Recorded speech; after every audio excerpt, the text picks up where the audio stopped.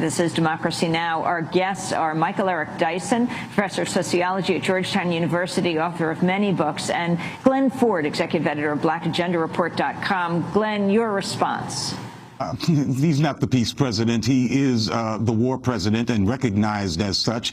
That's why his war-making prowess has such a high profile in his re-election campaign. At one point, President Obama was simultaneously drone bombing 5 countries. Those were Yemen, Somalia, Libya, Afghanistan, and Pakistan. And he has succeeded in redefining war. These are historical accomplishments of the worst kind. He's redefined war, and he did this with Libya after bombing this country for 7 months, certainly inflicting tens of thousands of deaths, although the United States doesn't acknowledge how many people were killed. After 7 months of bombing Libya, President Obama tells the U.S. Congress that this doesn't come under the War Powers Act because it wasn't a war at all. And it wasn't a war at all because, as far as we know, no Americans were killed. And this is a redefinition of war. This is truly historic. A redefinition of war. It is not a war, as far as Obama's doctrine is concerned, unless Americans are killed. So you can slaughter as many people in the world as you want to, as long as Americans' casualties are kept at low or no. Then it's not a war, and it's not even the Congress's business what you do. So this is definitely a war president.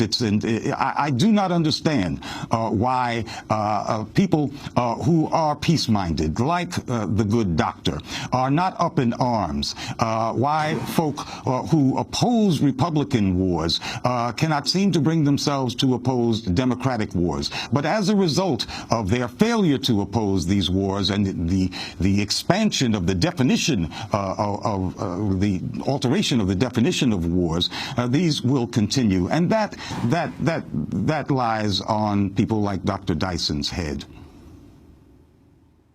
Well, let me speak of that crown that you've laid on my head, or a wreath, or a crown of thorns.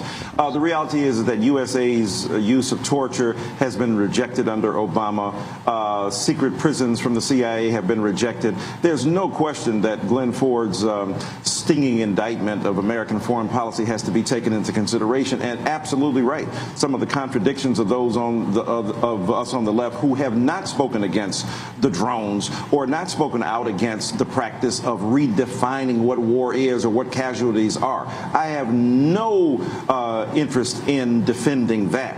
But what's interesting is that, again, a left foreign policy looks like what? The death of Osama bin Laden and the end of a murderous regime of Muammar Gaddafi. I mean, the reality is that what can we expect from the left in terms of dealing with the geopolitical realities of an international foreign policy that has to not only take into consideration indigenous forms of democracy that are being facilitated by people who ask for American intervention and who want the protection and the safeguard of a certain American presence on the one hand, and then opening up avenues and borders of resistance through social media, where the Arab Spring obviously was not inviting American empire to rest squarely upon its neck, but asking for American energy to hoist its own democratic energies. Again, a left foreign policy has to take that into consideration. And so I would ask the good brother Ford the question, what does the black American left do? Do you encourage people to vote? And do you encourage them to vote for Obama versus Romney? Or do you encourage a kind of appy that throws your hand up and says, we can't do anything about American foreign policy? The liberal internationalism that Obama is practicing is hardly distinguishable from what preceded him with the interventionist politics, the prevention, if you will, of the pre-intervention of a George W. Bush. Is there no difference? I don't hear Glen Ford articulating for actual voters on the ground, what will you do November 6th? What do you encourage them to do? Glen Ford. Well, we are certainly not encouraging people to vote for the more effective evil. But, however, members of my family and friends and people that we at Black Agenda Report deal with closely politically are going to vote for President Obama. All we ask of them is that they not tell any lies about his record in the process, to tell the truth. And truth-telling is not something that's just engaged in highfalutin principle.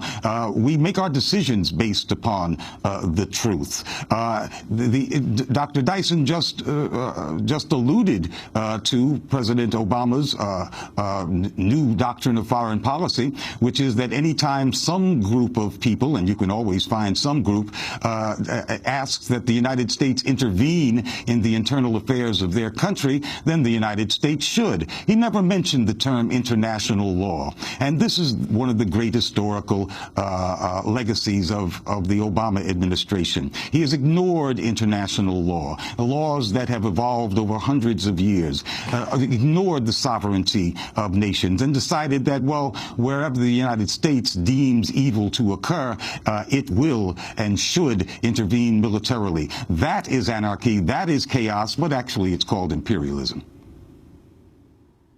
You know, just one quick thing. I should point out that we're here in Charlotte, North Carolina, and Charlotte is where Samir Khan lived.